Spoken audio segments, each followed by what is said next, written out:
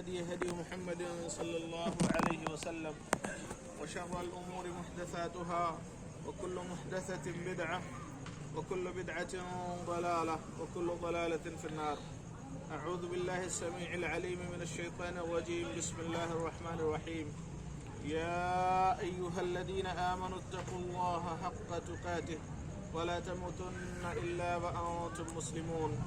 يا أيها الناس اتقوا ربكم الذي خلقكم من نفس واحدة وخلق منها زوجها وبث منهما رجالا كثيرا ونساء واتقوا الله الذي تساءلون به والأرحام إن الله كان عليكم رقيبا.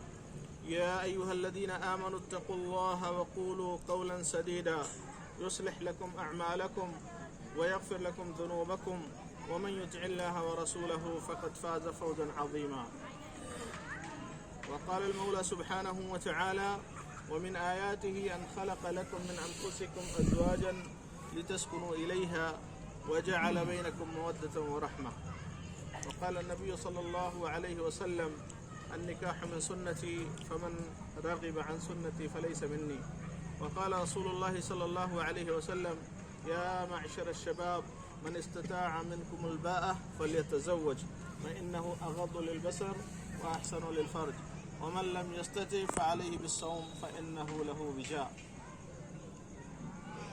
برادران اسلام، معزز حاضرین، محترم بزرگوں، نوجوان دوستوں، عزیز ساتھیوں، پیارے بچوں، تمام طرح کی تعریف و توصیف، کبریائی، عظمت و بڑائی، حمد و ثنا، مدح و ستائش اللہ رب العالمین، خالق کائنات، مالک ارض و سماوات، ارحم الراحمین، احکم الحاکمین رب العالمین کے لیے لائق و زیبا ہے. اور اس کے بعد کروڑہ درود و سلام نازل ہوں اللہ کے آخری نبی احمد مصطفیٰ محمد مصطفیٰ رسول رحمت محسن انسانیت امام الانبیاء صلی اللہ علیہ وسلم. اللہم صلی علی محمد مبارک وسلم. عزیزان گرامی، بڑی شادمانی کا، مسرت اور خوشی کا موقع ہے کہ ہم اور آپ یہاں پر خرم نگر کے اس گرین لان میں ایک انتہائی مبارک تقریب میں ایک عظیم عقد نکاح کی مجلس میں شریک ہیں. اللہ رب العالمین کا یہ فضل اور احسان ہے کہ ہم جس دین کے ماننے والے ہیں، اس دین کے اندر جو بھی نظام بنایا گیا ہے وہ فطرت کے تقاضوں کو ملحوظ رکھتے ہوئے، انسانی ضرورتوں کو سامنے رکھتے ہوئے وہ نظام بنایا گیا ہے. اللہ تبارک و تعالی نے قرآن کریم میں ارشاد فرمایا: ومن آیاتہ، اللہ رب العالمین نے زمین و آسمان میں بے شمار نشانیاں بکھیر رکھی ہیں. اللہ فرماتا ہے: ومن آیاتہ ان خلق لکم من انفسکم ازواجا، کہ اللہ رب العالمین کی اسی زمین و آسمان میں پھیلی ہوئی بے شمار نشانیوں میں سے ایک نشانی یہ ہے کہ ان خلق لکم من انفسکم ازواجا، کہ اللہ نے تمہیں میں سے تمہارے جوڑے بنائے. وجعل بینکم مودہ ورحمہ، اور تمہارے بیچ پیار اور رحمت پیدا فرمایا. تو اللہ رب العالمین نے اسی پیار اور محبت کے لیے یہ نظام عقد رکھا ہے، نکاح کے نظام رکھا ہے. اور یہ فطرت کے تقاضوں کو مد نظر رکھتے ہوئے اللہ رب العالمین نے یہ آزادی دی ہے کہ مرد اور عورت جائز طریقے سے ایک ہو کر کے نسل انسانی کو بڑھانے میں اپنا کردار ادا کریں. اللہ رب العالمین نے قرآن کریم میں نکاح کے اور طلاق کے مسئلے کو بہت زیادہ خوبصورت انداز میں پیش فرمایا. اللہ کے رسول صلی اللہ علیہ وسلم نے اس کو اور زیادہ واضح کر کے اپنی امت کے سامنے پیش کیا. اللہ کے رسول نے فرمایا: النکاح من سنتی، نکاح میرا طریقہ ہے. جو اس راستے سے ہٹ کر کے اپنی خواہش کو پورا کرنا چاہے وہ میرے راستے پر نہیں ہے، میرے دین پر نہیں ہے. اللہ کے رسول صلی اللہ علیہ وسلم نے نوجوانوں کو مخاطب کرتے ہوئے فرمایا: اور جوانی کی عمر بلوغت کے آغاز ہی سے شروع ہو جاتی ہے. یہ عمر ملک اور جغرافیائی موسم کے اعتبار سے الگ ہو سکتی ہے. کہیں یہ 13 سال، کہیں 14 سال، کہیں 15 سال، کہیں 18 سال، کہیں 20 سال. لیکن اللہ کے رسول صلی اللہ علیہ وسلم نے بالغ ہونے والے بچوں کو خطاب کرتے ہوئے فرمایا: یا معاشر الشباب، اے جوانوں کی جماعت، من استطاع منکم الباء، تم میں سے جس شخص کے اندر خرچ اٹھانے کی طاقت ہو، خرچ اٹھا سکتا ہو، کھلانے پلانے کی طاقت ہو، جسمانی طاقت ہو، تو اسے کیا کرنا چاہیے؟ فلیتزوج، تو اسے نکاح کرنا چاہیے، اسے شادی کرنی چاہیے، اسے انتظار نہیں کرنا چاہیے، اسے سنگل نہیں رہنا چاہیے، اسے اکیلے نہیں رہنا چاہیے، فلیتزوج، تو اسے شادی کر لینا چاہیے۔ اس کا فائدہ کیا ہوگا؟ فإنه أغض للبصر وأحسن للفرج، اس سے اس کی نگاہیں جھک جائیں گی، پاکیزگی اس کو حاصل ہوگی، اس کے شرمگاہوں کی حفاظت ہو جائے گی۔ اگر کھلانے پلانے کی طاقت نہیں، جسمانی طاقت نہیں اس کے پاس، فعلیہ بالصوم، تو اسے روزہ رکھنا چاہیے۔ فإنه له وجاء، روزہ رکھنے کا فائدہ یہ ہوگا کہ وہ اپنی خواہشات نفس کو کنٹرول میں کر لے جائے گا، اس کے اندر جو بے حیائی کے جذبات ابھرتے ہیں وہ کم ہو جائیں گے۔ آج صورتحال یہ ہے کہ سماج اور معاشرے کے اندر بے حیائی محظور رخ اختیار کر چکی ہے۔ بہت زیادہ اسلامی اصولوں کو نہ برتنے کا نتیجہ یہ ہے کہ لوگ شادی کی عمر سے آگے نکل چکے ہیں، لڑکیاں اپنے شادی کی عمر سے آگے نکل چکی ہیں، سماجی جو ہے جکڑن اس طرح کی ہے، جہیز اور اس طرح کی لعنتیں اس طرح سے ہیں کہ بچیاں انتظار کرتی ہیں اور پھر وہ غلط راستوں کی طرف نکل جاتی ہیں، بچے اسی طریقے سے غلط راستوں پر نکل جاتے ہیں۔ سرپرستوں کی ذمہ داری ہے، حتیٰ کہ جو بالغ ہو چکے بچے ہیں ان کی اپنی چاہت اور اپنی خواہش کا احترام کرتے ہوئے انہیں جائز طریقے سے اللہ کے رسول صلی اللہ علیہ وسلم کے بتائے ہوئے طریقے کے مطابق اپنے رشتے کے لیے مطالبہ کرنا چاہیے، اپنے بڑوں سے، اپنے بزرگوں سے۔ اور اللہ کے رسول صلی اللہ علیہ وسلم نے سرپرستوں کو خطاب کرتے ہوئے فرمایا، ذمہ دار یہاں سب بیٹھے ہوئے ہیں، سرپرستوں کو خطاب کرتے ہوئے فرمایا کہ سماج اور معاشرے کو کس طرح پاکیزہ بنایا جائے، کس طرح سے بے حیائی سے بچایا جائے، کس طریقے سے ذہنی آوارگی سے سماج کو محفوظ رکھا جائے، کس طریقے سے سماج کے اندر جو ہے تقوی، پرہیزگاری، اللہ کا خوف، ڈر پیدا کیا جائے، اس کا طریقہ کیا ہے۔ تو اللہ کے رسول صلی اللہ علیہ وسلم نے فرمایا لڑکی والوں سے خطاب کرتے ہوئے، اذا جاءکم من ترضون دینہ وخلقہ فزوجوہ، اگر تمہاری لڑکی، تمہاری بہن، تمہاری کسی بھی گھر کے بچی کے لیے کسی ایسے شخص کا رشتہ آئے جس کے اندر دو کوالٹی ہو، ترضون دینہ وخلقہ، جس کی دینداری آپ کو اچھی لگتی ہو، وخلقہ، اور جس کا کیریکٹر اچھا ہو، جس کا بیہیویئر اچھا ہو، جس کے اخلاق عمدہ ہوں، فزوجوہ، تو کچھ مت اور دیکھنا، کوئی سماجی اور اعتبار مت دیکھنا، کوئی اور جو ہے اس کے اندر خوبی اور ڈھونڈنے کی کوشش مت کرنا کہ اس کے پاس دولت نہیں، جائیداد نہیں، گھر نہیں، بنگلہ نہیں، یہ نہیں، وہ نہیں، یہ سب مت دیکھنا۔ دو کوالٹی ہے، یہ کوالٹی تمہاری بچی کو خوش رکھنے کے لیے کافی ہے، دینداری اس کے اندر ہو اور اس کے کردار اچھے ہوں، اخلاق اچھا ہو، شادی کر دینا۔ یہ تو لڑکی کے سرپرستوں سے کہا گیا، اور پھر لڑکے والوں سے کہا گیا کہ دیکھو لڑکیاں چنی جاتی ہیں چار چیزیں دیکھ کر کے، تنکح المرأة لأربع، چار خوبیاں دیکھ کر کے لڑکیوں کو چنا جاتا ہے نکاح کے لیے، شادی کے لیے، گھر بسانے کے لیے۔ چار خوبیاں ہوتی ہیں، لوگ دیکھتے ہیں اس کو۔ کوئی شخص کیا کرتا ہے؟ کوئی خوبصورتی دیکھتا ہے، وہ لحسبها، کوئی خاندان دیکھتا ہے، اور کوئی مال دیکھتا ہے، اور کوئی دینداری دیکھتا ہے۔ اگر یہ چاروں چیزیں، خوبصورتی، خاندان، مال اور دینداری، یہ چاروں چیزیں مل جائیں تو پھر سونے پر سہاگا، اس سے بہتر کچھ نہیں۔ اور اگر یہ چاروں چیزیں اکٹھی نہ ہو سکیں تو پھر دینداری کو ترجیح دینا ہے۔ دینداری کو ترجیح دینے والا ہمیشہ اپنے گھر، اپنی عائلی، اپنی خانگی زندگی میں کامیاب ہوتا ہے، اور جو دینداری پر اور اعتبارات کو ترجیح دیتا ہے، کوئی مال، کوئی جمال، کوئی خاندان دیکھتا ہے، تو پھر اللہ کے رسول صلی اللہ علیہ وسلم جو صادق و مصدوق ہیں، جو سچے ہیں اور آپ کے سچ کی گواہی سارے عالم و کائنات نے دی ہے، ان کا کہنا ہے کہ جو دینداری کو نظر انداز کرتا ہے، تربت یدا، تو اس کے ہاتھ میں مٹی آتی ہے، ناکام و نامراد ہوتا ہے اپنی خانگی عائلی زندگی میں۔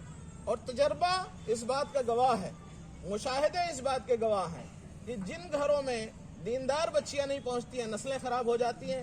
جن گھروں میں دیندار بچیاں نہیں پہنچتی ہیں یا دین کو ترجیح نہیں دی جاتی، وہاں پر ہمیشہ چخ، لڑائی جھگڑے، انتشار، خاندان کا بٹوارا، یہی ساری چیزیں ہوتی ہیں۔ تو میرے عزیزو، آج کے اس مبارک محفل میں یہ چند ارشادات اور یہ چند باتیں اس وجہ سے کہی جا رہی ہیں تاکہ جو یہاں حاضرین محفل ہیں، جو لوگ یہاں پر حاضر ہیں، وہ یہاں سے ایک میسج لے کر کے جائیں کہ اسلام میں بہت سادگی ہے، اسلام میں بہت پرکاری ہے، اسلام کے اندر بہت خوبصورت نظام ہے جو انسانیت کی فلاح و بہبود کے لیے بنایا گیا۔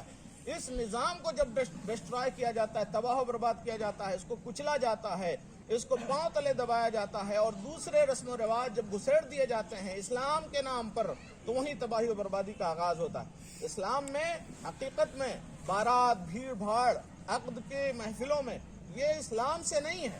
کسی زمانے میں یہ ضرورت تھی بارات، جب لوگ دور دراز علاقوں میں بیاہنے کے لیے جاتے تھے، راستے محفوظ نہیں ہوا کرتے تھے، لٹیرے راستے میں دلہنوں کو لوٹ لیتے تھے، مال و اسباب لوٹ لیا کرتے تھے، تو رکھوالے جایا کرتے تھے لٹھ لے کر کے اور ڈولی کی حفاظت کے لیے جایا کرتے تھے، تو وہ بارات کی ضرورت تھی۔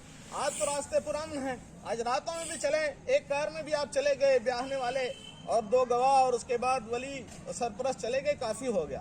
اللہ کے رسول صلی اللہ علیہ وسلم نے فرمایا کہ سب سے زیادہ برکت والی شادی وہی ہے جس کا خرچ سب سے کم ہو۔ آج دیکھیے لڑکیاں بھاگ کر کے 100 روپے کے اسٹامپ پیپر پر وہ غیروں سے نکاح کر لے رہی ہیں اور انتظار کرتی ہیں کہ ان کے گھر میں ان کے سرپرست جب 5-10 لاکھ کا اثاثہ اکٹھا کر لیں گے، جہیز بٹور لیں گے، تب ان کے ہاتھ پیلے ہوں گے۔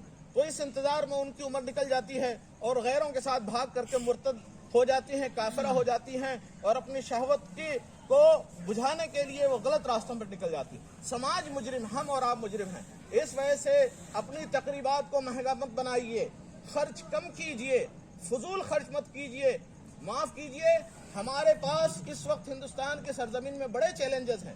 ہماری درسگاہوں کو مال کی ضرورت ہے، ہمارے مساجد کو مال کی ضرورت ہے، دین کی نشر و اشاعت اور تبلیغ کو مال کی ضرورت ہے، ہمارے کالجز کو، ہماری یونیورسٹیز کو، ہمارے ہیلتھ سیکٹر کو پیسوں کی ضرورت ہے۔ وہاں خرچ کرو جس کا فائدہ سماج کو ہوگا۔ یہاں تو کھا کر کے لوگ چلے جائیں گے، اور ہو سکتا ہے اس پنڈال کے باہر جائیں تو ناپ بھاؤں بھی چڑھائیں کہ پتہ نہیں کیا کھلا دیا کس نے، کوئی تعریف نہیں کرتا۔ آج آپ نے شاندار تقریب بنائی ہے، ہو سکتا ہے کل اس سے بہترین کسی تقریب میں کوئی انسان چلا جائے اور آپ کا یہ رنگ پھیکا پڑ جائے۔ تو یہ مت سوچئے کہ آپ نے جو شاندار تقریب اور شاندار سجاوٹ کی ہے، اس سے اچھی سجاوٹ بعد میں نہیں آئے گی، آئے گی، اس سے اچھی بھی سجاوٹ آئے گی، آپ سے بھی کہیں زیادہ پیسے والے ہیں۔ اس وجہ سے اپنی شادیوں کو آسان بنائیے، سادگی لائیے، خرچ کم کیجئے، جہیز کو قطعی طور پر ختم کیجئے، اور غیرت مند جو ہے مرد بنیے۔ آپ اپنے بیوی کے مال اور اسباب کے محتاج مت بنیے کہ وہ بیڈ لائے گی تو آپ اس پہ سوئیے گا، وہ گاڑی دے گی تو آپ اس پہ سوار ہوں گے، وہ پیسے اس کی طرف سے پیسے ملیں گے تو آپ کے گھر کی سجاوٹ ہوگی۔ کیسے مرد ہیں؟ ایک اس زمانے کا، اور حقیقت میں آپ اس بات پہ غور کریے کہ اس زمانے کا ایک انسان کے لیے سب سے بڑا محسن اس کا کیا ہوتا ہے؟ اس کا سسر ہوتا ہے۔ سب سے بڑا محسن اس زمانے میں اس کا سسر ہوتا ہے، جو ایک وجود کو 18 سال سے 22-25 سال تک کھلا پلا کے تعلیم و تربیت کر کے اس کو بڑا کر کے آپ کے حوالے کرتا ہے۔ اس سے بڑی قربانی اور کیا چاہیے؟ غیرت مند بنیے میرے عزیزوں، اپنی شادیوں کو آسان بنائیے، یہ پیغام لے کر کے جائیے۔ مت بھیڑ بھاڑ اکٹھی ہو، مت بہت زیادہ جو ہے تماشے ہوں، بہت زیادہ 20-20, 25-25, 50-50 آئٹم مت کھلاؤ۔ ایک ڈش پر، 1 ڈش پر اکتفا کیجئے، الحمدللہ کوئی شکوہ نہیں کرے گا۔ آج ہر کوئی کھاتا پیتا ہے، ہر کسی کے پاس الحمدللہ آسودگی ہے، کوئی للچائے گا نہیں۔ ایک ڈش بھی کھلا دیں گے سکون سے چلا جائے گا، خوش ہو کر کے جائے گا۔ لیکن تماشے مت کیجئے، سماج اور معاشرے کی حفاظت کیجئے، گنہگار مت بنیے۔ اللہ تبارک و تعالی سے دعا ہے کہ اللہ تبارک و تعالی ہمیں اور آپ کو اس مبارک محفل سے ایک پیغام لے کر کے اپنی بستیوں میں، اپنے علاقوں میں جانے کی توفیق عطا فرمائے۔ آج ہم قرآن اور سنت کی روشنی میں ایک عقد کے، مسنون عقد کے گواہ بنے ہیں۔ کسی بھی شادی میں صرف کتنا ہے سنت جانتے ہیں؟ رشتہ ہے، خطبہ، پیغام دینا، اس کے بعد نکاح ہے۔ نکاح میں کتنے ارکان ہوتے ہیں؟ دولہا، دلہن، 2 گواہ، 1 قاضی اور چند اور محفل، اور اس کے بعد ولیمہ۔ یہی کل اسلامی طریقہ ہے، اس کے علاوہ کچھ اور نہیں ہے۔ اس کے علاوہ جتنا کچھ کیا جاتا ہے وہ سماج سے در آئی چیزیں۔ ان چیزوں کو باہر کیجئے اور اپنی شادیوں کو قرآن اور سنت کے مطابق سادہ بنائیے۔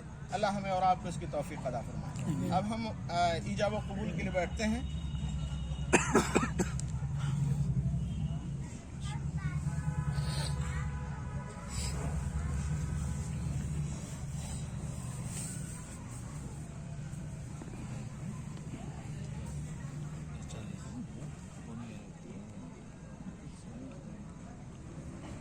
آج بتاریخ 28 اکتوبر سن 2022 بروز جمعہ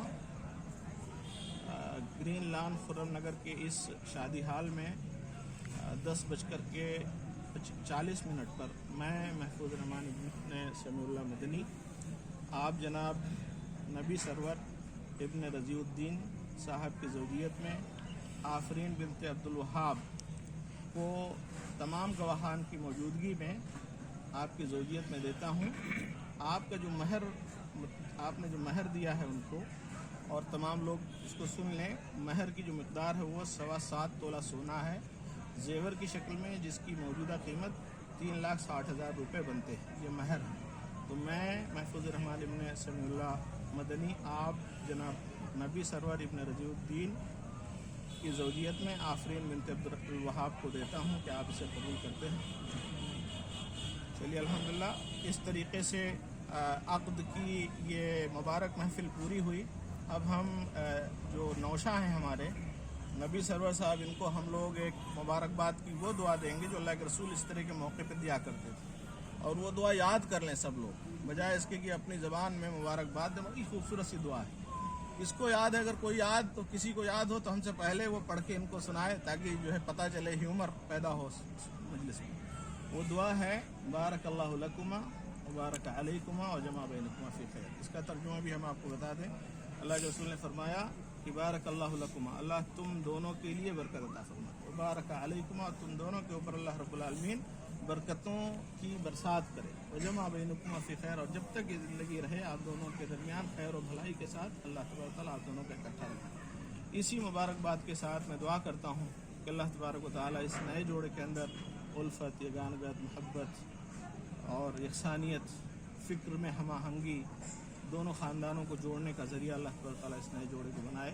اللہ تبارک و تعالیٰ ان کے دلوں میں اس طرح سے محبت پیدا کرے جس طریقے سے انبیاء، صدیقین، شہداء اور صالحین کے دلوں میں ان کی اپنی ازواج مطہرات کے لیے جو محبت تھی، جس طریقے سے حضرت آدم حوا کے درمیان محبت تھی، جس طریقے سے اللہ کے رسول اور آپ کے ازواج مطہرات کے درمیان یکسانیت تھی، ہم آہنگی تھی، آپس میں محبت تھی، اللہ اس طرح کی محبت پیدا فرمائے۔ آپ دونوں کو اللہ تبارک و تعالیٰ دو خاندانوں کے بیچ میں رشتہ استوار کرنے کے لیے پل کے طور پر کام کرنے کی توفیق عطا فرمائے۔ اللہ تبارک و تعالیٰ ہر طرح کے اختلاف سے، ناچاکی سے بچنے کی توفیق عطا فرمائے۔ یہاں 3 آیتیں پڑھی گئی ہیں اس نکاح کے خطبے میں، ان تینوں میں جو بنیادی پیغام دیا گیا ہے وہ اللہ سے ڈرنے کا پیغام۔ تو اپنی زندگی کے ہر مرحلے میں اللہ تبارک و تعالیٰ سے آپ دونوں بھی ڈریں، اور جو لوگ یہاں ہیں جو اس نکاح کے گواہ بنے ہیں وہ لوگ بھی اللہ تبارک و تعالیٰ سے ڈرتے رہیں، چاہے تنہائی میں ہوں چاہے محفل میں ہوں۔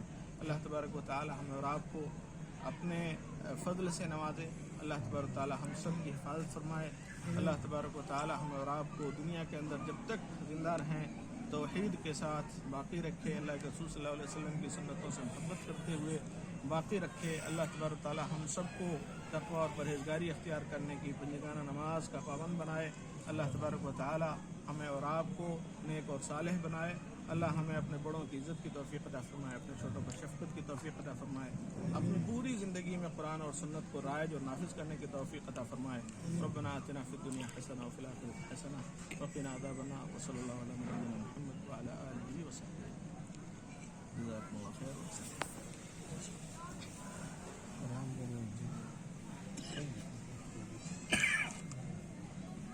مبارکباد لوگ دے سکتے ہیں لیکن دعا یاد کر لیں۔ وہ سامان اندر پہنچوا دیجیے۔